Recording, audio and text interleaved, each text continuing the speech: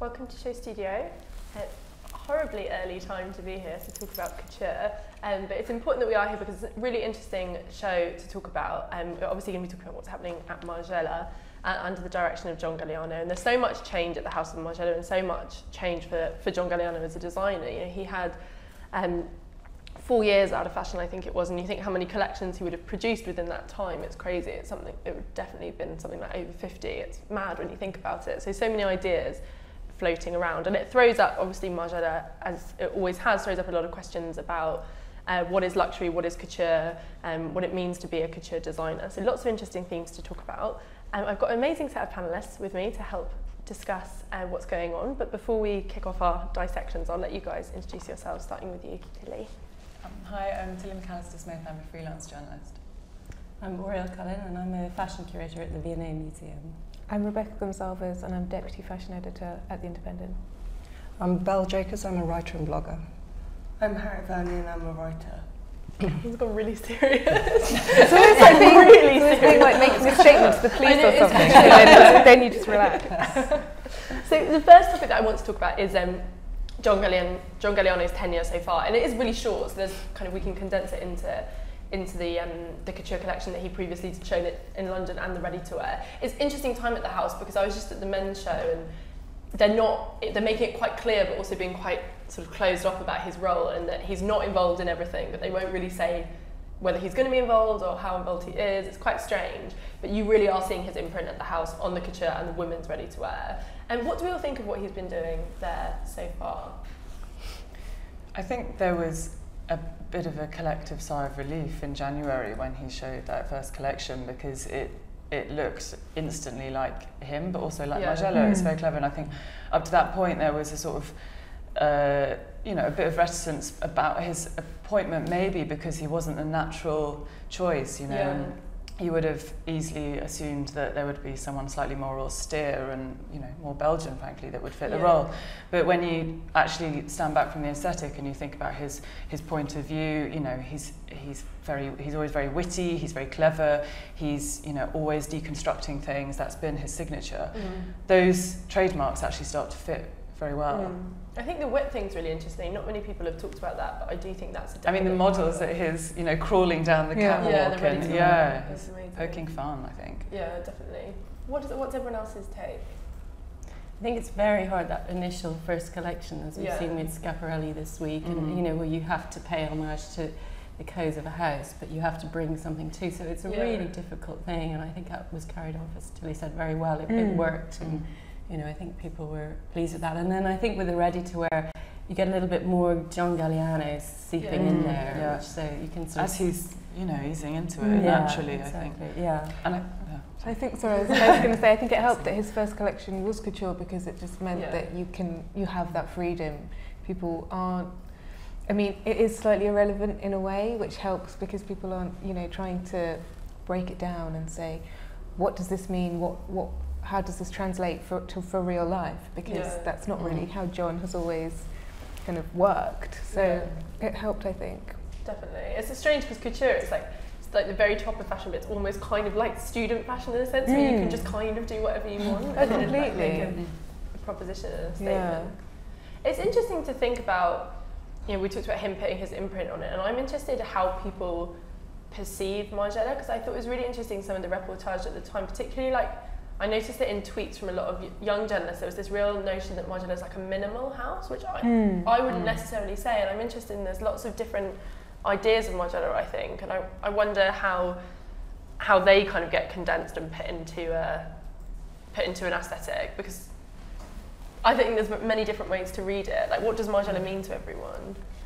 I would agree with you in that I was mistakenly having this idea in my mind that it was more minimal than I thought, and I was going back and looking over some of the collections, and it's not at all. It's really not, like you say, and I think because of the branding, which is kind of anti-branding for Margiela, which is just the white labels and the white storefronts, and everything's painted white and minimal, and all the technicians wear white lab coats, and you kind of build up this idea of what the brand is, but the clothes are very different to that. And there's been a couple of quite minimal collections within that recently, where maybe there's a new kind of audience coming to the brand, and then that's what they've picked up on. But the previous, you know, especially in couture, it's very worked. And very, I think that minimal thing also just came from the way Martin Margiela conducted himself, like fashion For sure, business exactly. man. Like, Yeah. so there's that notion of quietness, I think, moved from being about. Do you have a lot of pieces in the V&A? No, I wish we had more. Yeah. I know we worked with him on Radical Fashion many years ago, but I think that for me it's sort of the subversion within the Margiela case that's interesting. There's always that looking back at dress or clothing or garments and how you subvert that, and as we said, I think that fits well with how Galliano approaches it. Obviously his aesthetic is much more dramatic, but there is a line there that you can join up. Yeah, absolutely. I think I associate Margiela's really awful, but with Kanye. But it's true, in my generation, that's sort of their first, name checking it all the time, and then the Marcy one stage, and that was quite minimal, but sort of quite extravagant minimal, if that was the thing. Do you know what I mean? Yeah, it's really interesting to think about what brands and what houses and what designers mean to different generations, because it's really interesting when you see a new designer go in and what people think that codes of that house are, and actually, in a way, what are the most authentic? Like, is that fine that if Galliano had just referenced that period, why does it have to be that it's kind of early? Do you know what I mean? I think you see that a lot with something like when Raf Simons went into Dior, is this sense that you have to go right back to the beginning, and it's quite hard to. Well, I think there's probably an active distancing of not wanting to do just what's been left off, you know, and inherit that, and you do want to go back to the original kind of thought processes of what Martin was wanting to do in the beginning. Yeah. And also it's that kind of, everyone's got a mind to branding at the moment. So it's going back to the roots, as you know, it's heritage, blah, blah, blah. It's something that kind of comes automatically. I think people don't work in a creative bubble anymore, in an ivory tower. Everything's, and especially because he's spoken about kind of the distillation of the different brands and how he wants to make it work. I think it's probably something to do with that. And also, you know, he was a contemporary of Margiela. He was obviously an influence on him as well. Yeah, it's strange that when you think about it, like when you think about who could have got that position and who, and you think at the time when they were both working kind of at the heights of their careers, whether they would ever have thought that this kind of weird trajectory would have happened. But what's your take on it, Belle? Do you think it's a suitable appointment? Have you liked what we've seen there so far? I was actually, when I first heard about it, I had a little period of mourning for the old Margiela, because I associated it with such, I can't even say it's about deconstruction, obviously, but about all the politics behind deconstruction. It's quite a political label in some respects, because it was about taking rubbish and detritus and scraps and then crafting them into these amazing things that had so much value in themselves. And then with Galliano, I saw him, mainly from the Dior times, as this incredible showman. So you've got the culture and the aesthetics were almost completely diametrically opposed to me. And I thought the two coming together, that Margiela might lose something, that John Galliano might lose something in creating this new beast. I think there was so much emotion in January that it was very difficult to see almost. I felt so much, I couldn't judge almost what was going on, because there was this sort of outpouring of pure love for John Galliano and this joy that he was coming back and the recognition of his talent. And also, on a really basic level, this is a really nice man coming back. So it was a very triumphant moment for him, but I couldn't, when I saw the collection, I was thinking of all those beautiful sort of 2012, 2013 Margiela Couture, where they were taking apart Art Deco flapper dresses and resewing them, and you know, the very and sort of very ethereal but very ornate and full of passion. And then I couldn't really sort of compute it. And I wasn't sure about the couture, and I know that actually the couture show divided. You know, that some people loved it. Some people were a bit ambivalent, a bit like me. And for me, it was autumn 2015 women's wear that I looked at that and I thought, okay, this completely makes sense to me. And actually, now I'm starting to feel excited about it. I mean, the drama, you know, it was a fantastic show. But this really felt did. much more current, didn't it? I think that was a criticism that people made of the couture, is it did feel a bit dated. It felt like it would have been made sense, you know, a few years previous, which kind of is understandable in a sense if the last collection you'd shown was sort of a few years before, but I think this definitely felt more in the spirit of the times, like definitely, even though there was a lot of nostalgia to it and the silhouettes often reference vintage or were drawn from vintage.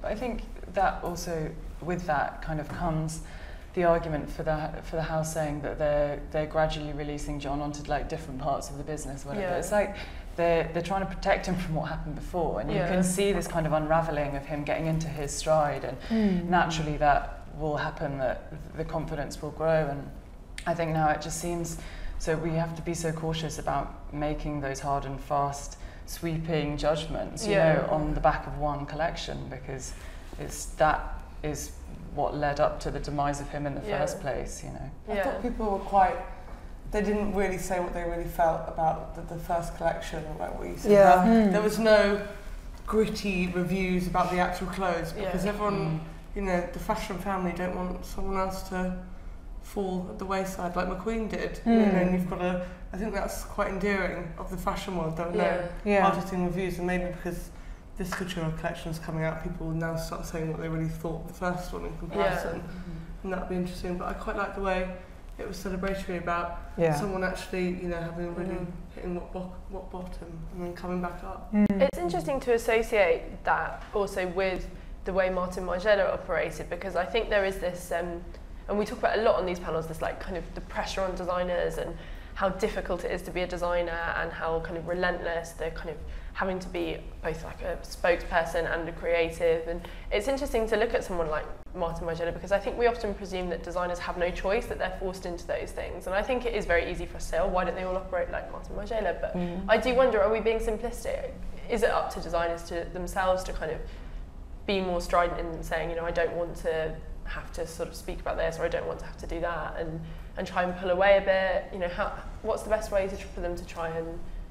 I wonder if you could do that. I think it's changed. I think there's been a shift since Galliano and McQueen and everything that happened. I think the conglomerates have become more cautious of, you know, what they're asking of people, and you know, you can see that in the way that Galliano is not putting his hand on everything immediately. You know, he's taking time to feel his way. But I don't know. It's difficult. I'm sure it's a case by case situation what you sign up to.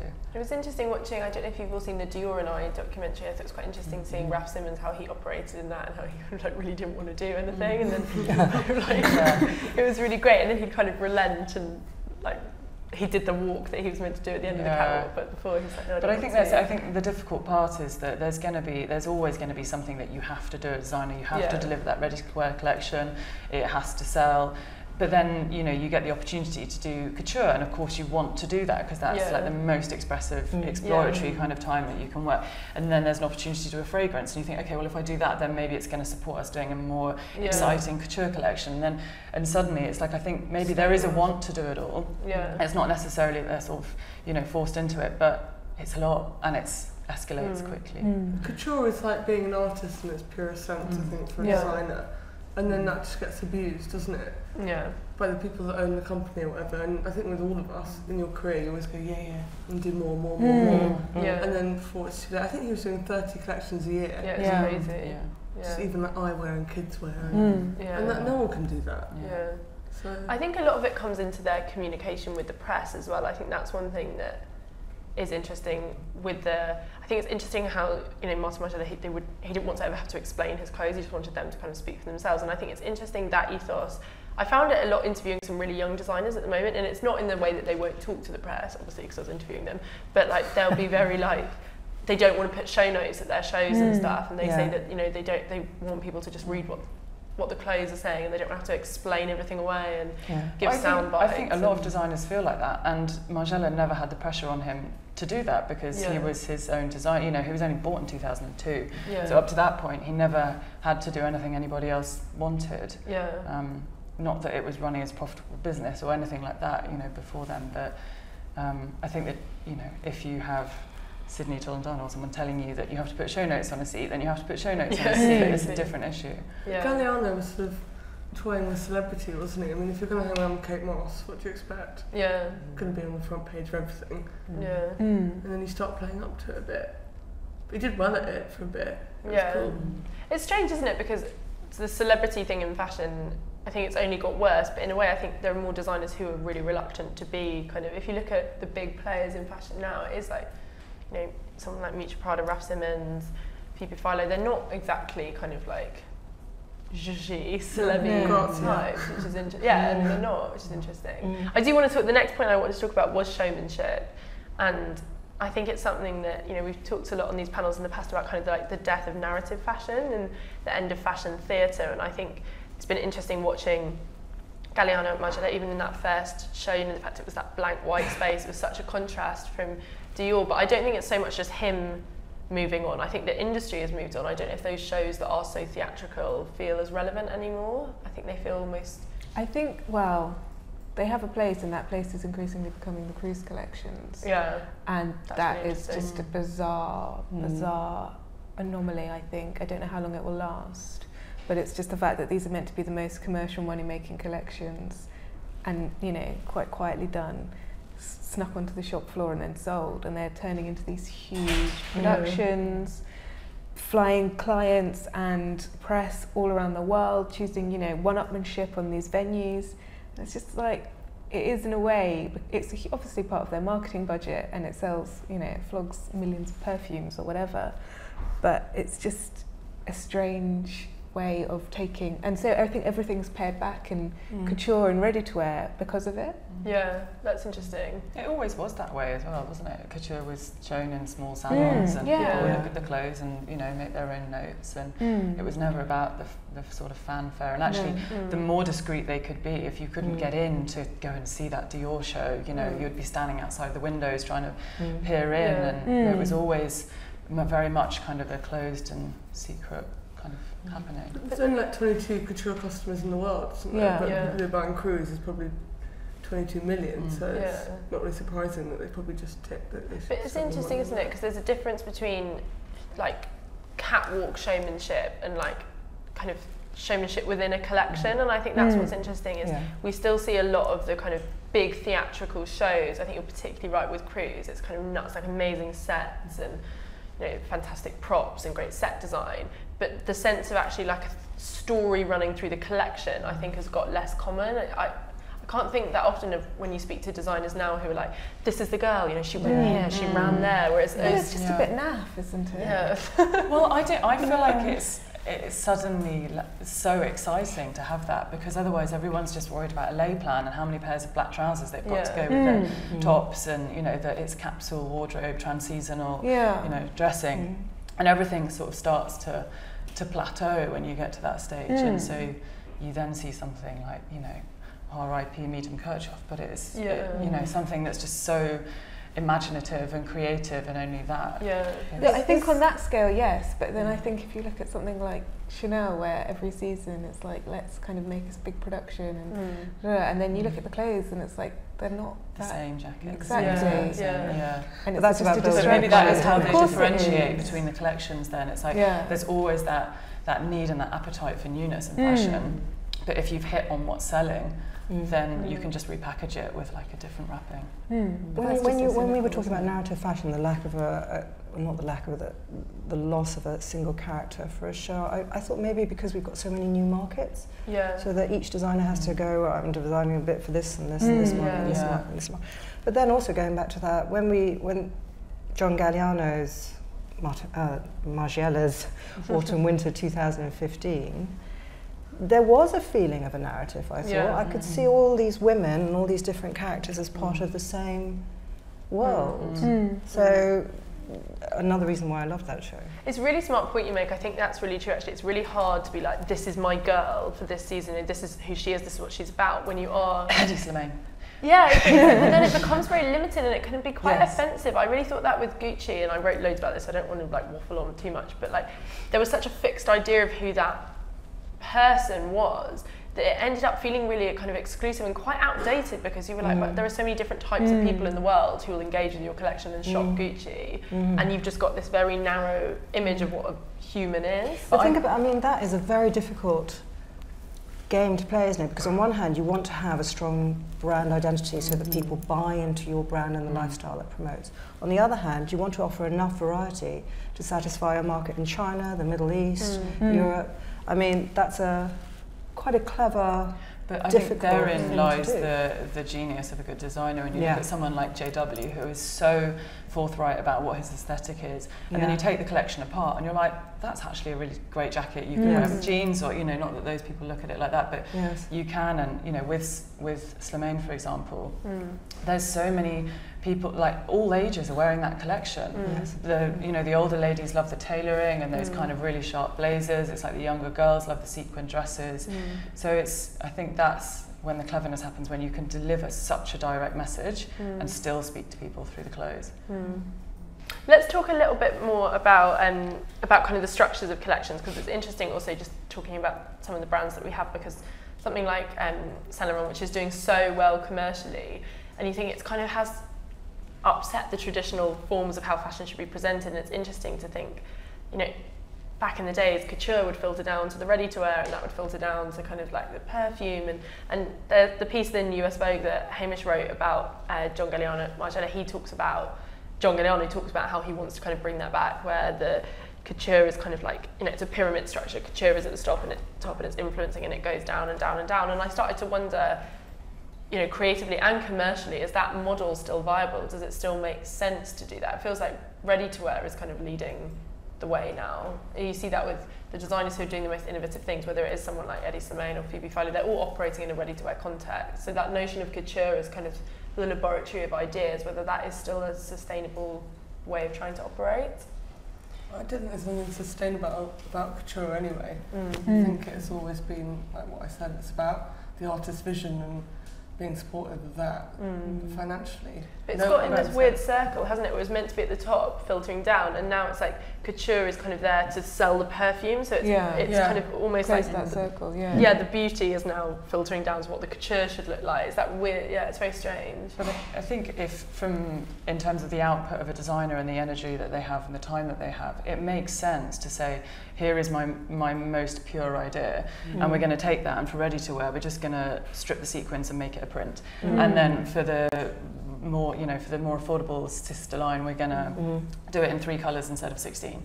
And so actually it makes sense if part of the issue, you know, you can't talk about Galliano without talking about his demise. But you have to kind of be conscious of how much energy and ideas people have. On the flip side, you've got Karl Lagerfeld, who says, absolutely, couture needs to be something totally different. I'd be bored if I was designing with the same ideas, which I don't know how he does it. Makes me really tired. It's like Beyonce or something. You know those things that you will see on Instagram where it's like, you have as many hours in the day as Beyonce, and you're like, shh. Really stressful. I think also there's the thing about craft within the discipline, you know, and which, unless you get to see these clothes, that's lost on a lot of people.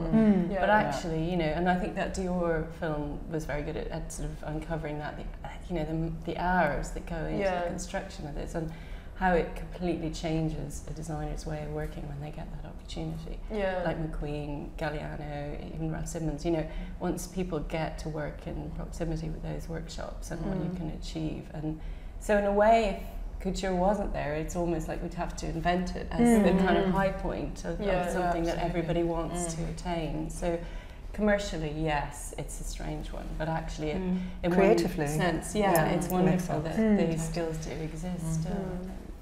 But it's interesting, isn't it? Because I think those skills are so important, and all the sort of the petit man and all the experience that they have, and you have to keep that alive in some way. But then sometimes I look at the couture and I feel like kind of modern innovation, things like, you know, whether it's 3D printing or the use of new technologies, seems so removed from what's happening at couture, and no one seems to be able to be. You had designers like Iris van Herpen, who I think had the interesting contrast between those really kind of techie techniques and then also kind of handcraft. But sometimes it does feel like that notion of the laboratory of ideas, like those ideas that are working out of couture, are quite conservative ones. They are to do with handcraft rather than kind of. Yeah, I think the last season, interesting. Raf Simons sort of took that on, and I think his use of fabrics and latex and things was that was a really interesting collection, but that didn't seem to make it through to this season. Really, it seemed much more classic again. Yeah. So, but I think it's that part of it is going to be such a slower drip feed than you see in ready to wear. Yeah. So it's like the women that work in those ateliers have been there, 40, 50, 60 years. The clientele who are buying the clothes have very particular views about what they want to buy. I would imagine. I don't know. I'm not one of them. And so it's a slower process to implement that. But exactly, he's trying it, and he was touching on it towards the end. Yeah, I think so. The prints he was doing and the way he was displaying things, and everyone was quite sort of shocked by it. And I didn't really like it because I was like, I can't believe McQueen would do that, But he was touching on it. Yeah, that's really true. Yeah, you do see that actually at Savage Beauty, the last room places Atlantis, how that amazing contrast between something that looks so digital and something that looks so handcrafted. Yeah, less medieval, isn't it? Yeah. Sort of romantics. No, definitely. Should we look at what John Galliano's done for this season? So two questions kind of as we go through it. One of them is, are we expecting to see anything kind of John Galliano, but also when we think Margiela Couture, what are the things that we expect? Are there any kind of like codes? I know you can tailoring the Stockman jackets and I guess kind of like reappropriated. And I guess you associate Galliano kind of with historic references and costume, like a costume drama, isn't it? So. Which I do think it is interesting. The more you talk about their aesthetics, the more you can draw parallels. Like his interest in historical costume, when you think about the way previous Margiela runways you've seen historical costume kind of actually brought in or kind of reused or bits of an old... Quite literally, exactly. A circus top next to a tailor. I know within the show there's a big focus on sort of like using fabrics from all different areas of the world and quite sort of fabrics that are very particular to a territory, so like English tweed or Chinese silk, and that's been a big sort of part of, which is kind of that like Margiela travelling eye notion. Yeah. I love that Klein blue that keeps coming through. Yeah, the makeup's really fantastic. We're like stunned into silence. I mean, it's so different than January. Yeah. It's like window shopping, isn't it, though, when you do these panels? That one, It is interesting how different it is, even in the palette, actually. If you look at it, the palette last time was so kind of punchy and red, black. Almost like obvious in a way, whereas this is quite strange tones, like they're quite difficult colours. What you said about the fabrics, every single one is completely different. Yeah. I'm so interested to know who buys Margiela Couture. I know. Yeah. Because it's just Chanel, you know exactly who that woman is, Dior, but to have the money and the aspiration and the belief in the brand to do this, and of course, adjustments can be made. You wouldn't necessarily have that green bow up to your ears. You could have it to here, but I'm fascinated to know who that woman is. It's interesting to look at the way he's interpreting codes. Like number 8, like even just that tone, you do think of the kind of like the dressmaker's dummies, but the way it's used on a really fluid shape, like but it's almost like an apron. Is it like a camel hair fabric, or is it like a?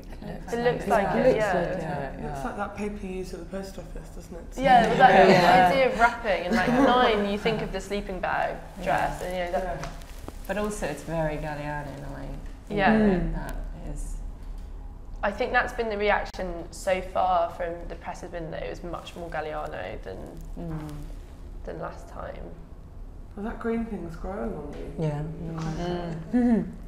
But I think you want a bit of that, don't you? Because if it's too... I think the danger is when you're looking at it on a screen, is you can't necessarily see the detail and the fabric and the expertise that goes into like the jacket number 10. You almost have to just assume that, don't you? Yeah, exactly. And so I think you always want a bit of drama at couture. It's strange though, I think one thing that I don't see so much in this is like the kind of fragility and delicacy that was there in the Margiela Artisanal collections before. Everything felt kind of like so whimsical and trinkety, and this perhaps doesn't in the same way. There's a hard, it is harder, I think. It's quite Dior, that number 12, isn't it? Yeah, that's true. Do you like it, Oriole? Yeah, I mean, I think there's a lot to. I can sort of think I need to go back and look at this. You know, there's so much to take in because it looks very different. You know, we talked about a narrative, but there's lots of different sort of stories coming through, and I like this apron, the idea of this sort of Margiela overcoat apron type thing with sort of, as Val said earlier, with the camel dress and then this. It's interesting, but then you get this super elaborate piece beside it, number 14. We're all on the edge of our seats. Yeah. Anyway, I can see it what properly. Val said as well about yeah. You can see that he's talking to a lot of different markets. Yeah. You know, obviously through the story of the fabrics, but quite every girl's different. Yeah. What you said. Yeah. But also couture is the one place where you get that immediate feedback from the person who's wearing the clothes, rather than filtered through a buyer, a department store, anything like that, or sales figures. I think the models are much more interesting in couture normally. There's a bit more diversity. Yeah. But I think that's a big difference to Galliano and maybe Margiela, because the girls, you know, the models sort of disappeared in his shows, whereas Galliano, they're all characters. Yeah. Sort of bringing stuff Yeah. Do you think this is just like 4 years of ideas? Regurgitating. Yeah, it is. This one was really good. But it is interesting, isn't it? I think his collections do feel kind of like quite wonderfully cluttered, and I think it probably is because he probably did. If you think, you know, you said how many collections he was doing, and I think you probably did have loads and loads of ideas, stories that you hadn't had a chance to tell, and they would probably all be going around your head, and you'd be like, oh, but always want to do that. Get a sense that this is John Galliano edited. You know, Yeah, there's nothing very different about his work from Margiela so far than you get with Dior. Don't you think 17, 18 are more traditional Margiela? Well, 17 is like a potato salad. Yeah, very Yeah. different Yeah. shapes for Galliano. And Prada socks. Yeah. But it's interesting that it does look more current. I think it was interesting, you know, that the ready-to-wear just felt more, because a lot of people drew comparisons with the ready-to-wear and what is going on at Saint Laurent. Not saying that it was kind of like copying it or anything, just that it felt kind of in keeping with the times. And this does feel a little bit more like just of the right pace. I think the couture just felt a little bit.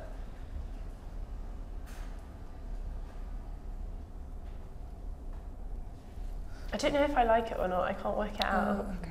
I quite love it. I actually love it. Yeah. Do you? Yeah, it's really put to rest some of the worries I had. Yeah. I much prefer it to the first one. Me too. Why do you prefer it? What is it about it that you like more? Because the first one seemed to me very brash, and it was. Well, even like they The played like reds Hey and Big black. Spender. Yeah, and I have you know, I don't know why, but I have a real problem with the combination of leopard print and red. And there it was, and it's a very, very bolshy, brash statement, which I just don't associate with Margiela at all. Yeah. The other problem I had with John Galliano is I tend to think of his women as highly sexualized, where I think of the Margiela woman as sort of Jolie Lade, what we were talking about with Schiaparelli, more, you know, it's a quiet luxury. And now I think the balance is brilliant, and I wish I'd had more faith in him. Yeah, I think that notion of how he shows sort of femininity and sensuality is interesting, because I did think the ready-to-wear was quite sensual and it was quite flirtatious, but it was so different, as you say, to that kind of like, you know, boudoir-y sexuality that he used to do. I think I find it very beautiful, that first one. I found it quite upsetting in a way. It just looked like someone in pain, and there was quite a lot of unnecessary things, like all that embellishment just looked like Lego, like, you know, when you walk into a child's playroom, you're like, could you clean up? But I think that is the cluttered thing. I think the order's gone a bit out because the bride is the last bit. Yes. Yeah. Maybe. We're back to the beginning. Maybe. Okay. Yeah. Can we just go back? I love the bride. bride. I think it's interesting. very 23. Very Galliano.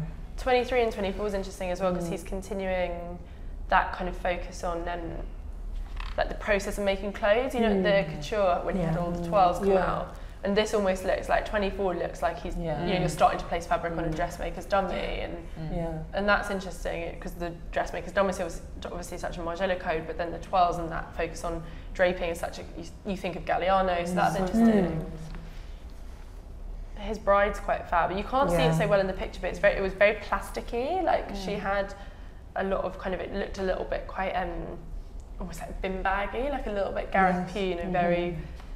Whereas it looks so soft in that picture and quite frothy, but it really looked like kind of reappropriated bits and bobs. Should we look at some of the close-ups? Is that okay? That can I just ask, did he come out at the end then? I think so. Do you not? I know we spent a lot of time talking about whether or not he comes out at the end, but I'm a bit interested. Yeah. He did the last two, didn't he? No. Did he not at Autumn I thought Winter? he did. I think maybe for Ready to Wear, but not for Couture. He did for Couture. I thought he did for Couture, but not the for Ready to Wear. Yeah. Oh, that's interesting. Yeah, the shoes are quite fantastic. Yeah. The shoes have always been fantastic, haven't they? Since he's taken. Well. I like the makeup. Yeah. I think what's so interesting as well for that house is that it's just put so many more eyes on the Couture collection, and you know, before it was being done by a kind of unknown 30-year-old, and then you not only have one of the biggest names in fashion come in, but you know, it was his return to fashion, and it's exciting for the house to kind of have that exposure, I think. Yeah, it's interesting. You do hope it's made people kind of rediscover the house and take interest in it and read up on it, and that's interesting. I think that's when I know it wasn't reviving a heritage house, because obviously, as you say, Margiela was going, but I think that's always the most interesting thing. And I think when a designer does it right is when you are more intrigued by the house, which is what's I think sad about what's happening at Schiaparelli. Is I don't think it would be motivating people to kind of go and research and understand Schiaparelli. It's like that shame. Do you mean because you think they need another big name designer in to bring I don't even know if that's it's not close enough to what it should be. I just don't think it feels it's not going to spark interest in it's not. I don't think you'd look at that and be like, oh, I'm so interested in what this house stands for and what. But I don't know I don't know why that brand was ever carried on. It's weird because she was. It's like saying, okay, Picasso's dead, but let's carry on doing the paintings. Yeah. It's really strange. Yeah, and it was so of its time. Yeah, it is a strange one. But I do like what they did. Did but you? It's not Schiaparelli. I think the general response was quite good, actually. Yeah, I think it was very pretty. Like it was very beautiful. Yeah. I think it's not so archive reference. You know, it's just the silhouettes, the shapes, the colour, everything, the embellishment and the prints. They were all directly. I just felt there wasn't much of an interpretation. I really felt, you know, it was too literal. And I thought it was, and I mean, it was interesting that the Lee Miller hairstyles and everything. Yeah. But it just, you didn't get a sense of the designer himself in that collection. But then, you know, I mean, so that's interesting because I looked at it and I kept thinking about his past trajectory, so I just kept seeing Valentino in it. Yeah. But I think it's because I knew he'd worked there as well, so I thought that. No, I think it's definitely there. When I was talking to CSM students, 3 of them were like, for me, that's our dream job, being the head of that fashion house. Schiaparelli, really? Yeah, because they like the references, but maybe they do it completely. It's like what we talked about in the panel. I just really wanted medium hair jobs to get. Yeah. I'm just going to keep talking about that until.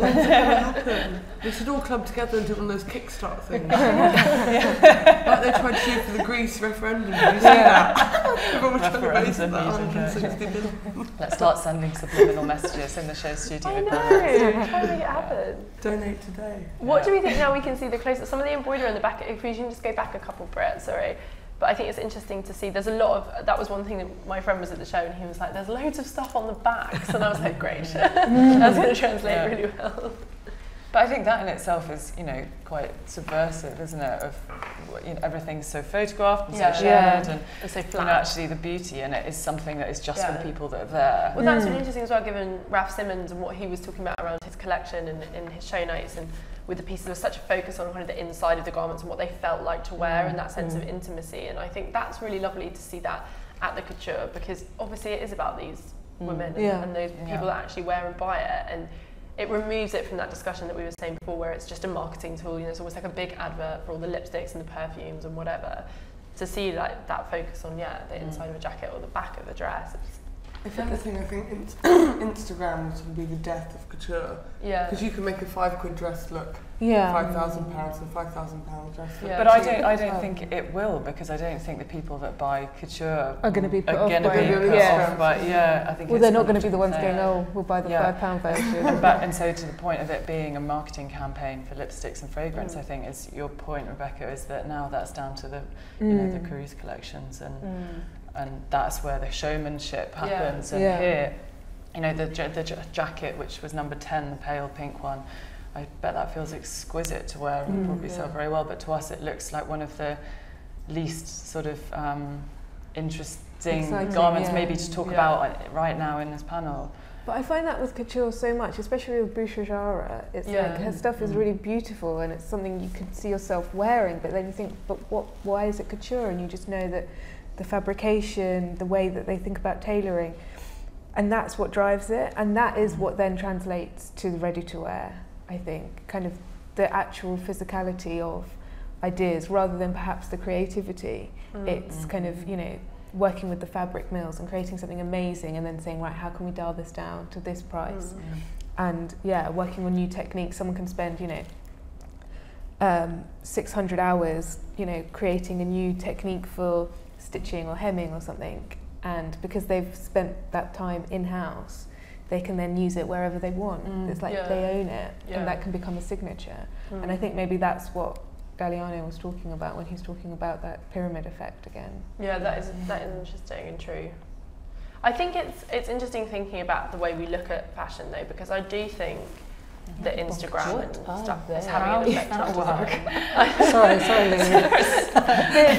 It's good that we're all inspired by the. I think it's solid. It's like a Perspex heel with stuff inside it. God, it's like those stripper heels with like goldfish inside them. Wow. That's quite amazing. It kind of looks like she's cling filmed herself to a shoe. I think it's a stick, like a crutch, isn't it? Coming down from. No, I think it's a, I thought it looks like a crutch at the bottom. I mean, they are quite amazing. Yeah. And so what I was going to say is it does feel like Instagram, regardless of whether it would affect, I don't think it would affect who would buy the pieces and what they would choose.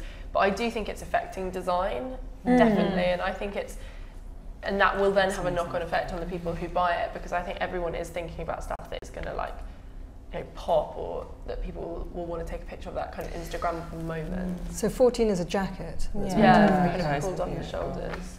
I wonder who but that's incredible. He did loads of that in his first couture collection. Yeah, lots of whereas sleeve would be kind of coming, which is obviously it's kind of that deconstruction thing. That's so clever, the print on that as well. Yeah, I love that. I love that mismatch. Yeah, that's really beautiful. And the hair, look at the hair. Yeah. Wow. Potato sacks, a bit Dolce & Gabbana.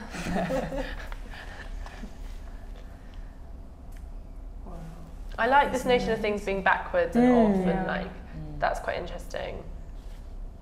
Like everything looks a little bit like. Does he style it as well? I presume not, but I have no idea who does. I want to go home and wear all my necklaces backwards. But then that, even if you think that's so, you think like, you know, Nicole Kidman in the Chanel No. 5 advert where she's got the neck, it's quite conservative as well. That kind of like, you know, have a long pendant hanging down your back. It's quite.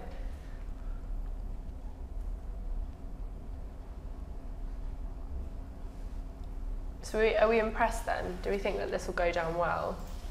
It does feel more in step with the ready-to-wear than the last couture. I really love it. I think it's coming together. You can feel that assurance really in the collection that you know there's a pace there. I think that's picking up.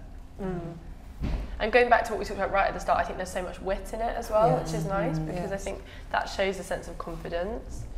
Like even just that kind of those off polka dots and some of the imagery that's coming into it, it does feel quite playful. But the polka dots made me think of the coins that were sewn onto another Margiela collection that were made to look like polka dot. And the other thing I thought about is when you were talking on Monday about humour on the catwalk, and then I looked at the autumn-winter 2015, and that was humour on the catwalk. It was like introducing characters, making the models walk in a different way, and it was funny and it didn't feel naff at all. Yeah.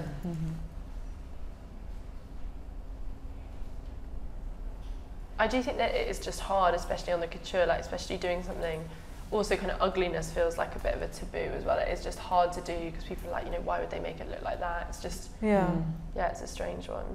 Yeah. I think it was interesting that the name change went so under the radar, and that they dropped the Martin. They dropped the Martin, and everyone just Maison Margiela acted like it's always been that way. Whereas for Saint Laurent it was different. Bloody totally different.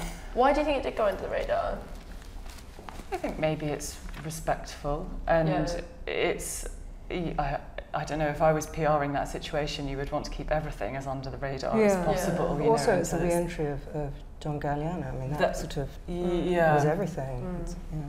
I also think maybe it's just from a really kind of base level, is people just call it Margiela anyway. When people didn't used to call Saint Laurent, they would call it like YSL. So I think people notice that's more. True. Whereas very few people would be like, you know, Maison Margiela. So it's true. The fact that actually it's kind of what's written and not what's. It's interesting how modern it is as a presentation though, but he still does like the bride. That's kind of quite a conservative thing to do within couture. So what do we think reactions will be to this, and what do we think this says about this direction he's going in? Do we all agree that it does feel more Galliano in there? I hope people are a bit more critical, but in a good way, and less, less flowery around the fact that we all know Galliano's back, but now everyone can pick apart the clothes a bit more. I think he's ready for it. Yeah, and I think maybe because it does channel the Margiela aesthetic a bit more, maybe he will feel less precious about it. As that it's himself on the catwalk, and maybe people will find it then easier to, you know, say what they honestly think. And also it's like, yes, we're glad he's back, and you know, but you can't treat someone with kid gloves forever. But no, they need to be functioning for themselves. Yeah, that's very true. I would just love to know the unknowable of who buys it. And whether it's a Galliano person or whether it is that loyal Margiela. Yeah, it is interesting to think whether he will pull new clients in. Did he bring his team with him though? Yes. Yeah. His whole team. Bits, but that's what that American Vogue piece actually is. It's now online, and it is really good about the way they're working there, and like the setup of the studio, and it's really good on that kind of inside. And he spoke really well at the Vogue festival with Alex Schulman. He was, you know, he was so self-deprecating but not kind of self-hating, and witty and honest, and it was actually a really lovely talk to be at. And he spoke about working in the atelier, working with the St Martin's students, how he's, you know, obviously got a million ideas just waiting to come out, and how he's just so grateful to be given the chance. Can I just ask, when we did the panel last year before Galliano came back, there were very, very detailed couture show notes. So every piece was they haven't done that for this time. There are notes, but they're much more kind of just like short, and like this is the themes. It's not piece by piece, which is a shame because I did really love that. Like it was like the history of each piece and the history of each garment, but maybe again that's about that kind of removal, because I think that's much easier to do when it's a team of people, where it's less one person's vision, whereas whether you'd want to be so open about the ideas behind every piece. And just like he's not lost that, but he decided not to go with that. He's also taken away the masks, which is actually a bit of a relief. But it's interesting, the makeup, it's kind of like, it's like he's kind of shrunk down the masks. I need to revisit it. But this isn't bashful, like, you know, Galliano, like you said at the Vogue festival, quite self-deprecating. His aesthetic is still very Galliano. Well, it's like if you just looked at that, you wouldn't think that whole incident had happened, would you? No, you wouldn't think it's not shrinking violet. No. Well, it's given us lots of food for thought, which makes, I think that's always a sign of a good collection. Should we give him a round of applause to wrap things up?